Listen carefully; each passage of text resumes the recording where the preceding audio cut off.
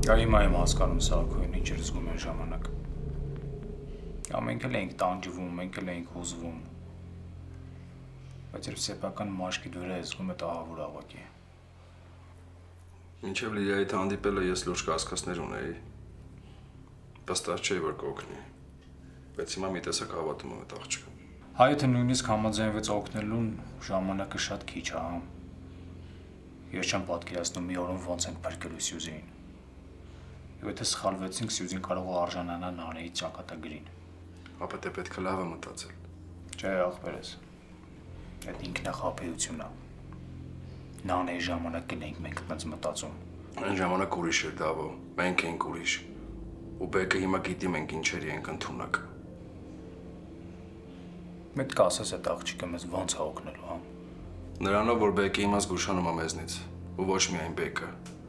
Ու այս սիտուացիայում Սյուզին Բեկի ստրախովկեն է, ոչ թե զոհը, Դավ։ Դե սիտուացիան կարա ամեն վայրկյան փոխվի։ Եթե մենք սխալվեցինք, վերջ։ Դե պետք է չսխալվել, ու պետք է մի քայլ առաջ լինել։ Իսկ դու ինչ ես մտածում, այդ աղջիկը պատրաստ է այդ քայլը անի։ Դե հաստատ չեմ կարող ասեմ։ Բայց ներքին ձայնս ասում է, որ հուսախաբ չի անի։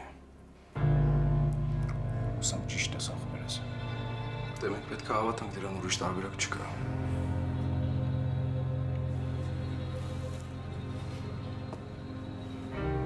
Հիմարություն կլինի մտածել, որ ինձ մոտ կստացվի Բեկից ինչ-որ օգտակար ինֆորմացիա դուրս քաշել։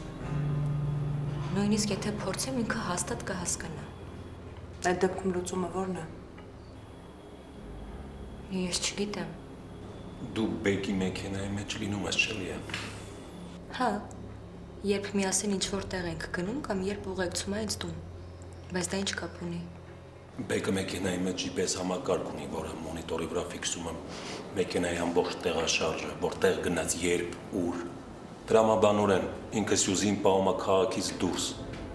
կամ ծայրամասային ինչ-որ տեղում։ Եթե մենք հասանելիություն ունեցանք այդ ինֆորմացիային, մենք կհասկանանք ամենաշատ այդ մեքենան 24 ժամվա ընթացքում որտեղ է եղել ու կիմանանք վայրը։ Հա, անդիր գաղափար է։ Ու կակրած Բեկը քեզ չէր կասկածի։ Հեն, կկարողանաս անել։ Չգիտեմ, պետք է փորձեմ։ Դու ընդամենը մի շանս ունես։ Պետք է օգտագործես։ Քեզ պետք է ուղղակի մի քանի րոպե մեքենայի մեջ առանձին մնալ, որ կարողանաս դուրս հանես այդ ինֆորմացիան։ Հա, հասկանում եմ, բայց ես շատ քիչ ժամանակ ունեմ դրա համար։ Հատկապես, որ Բեկը երեկվանից կապի դուրս չի եկել։ Ուրեմն դու պետք է քայլ անես։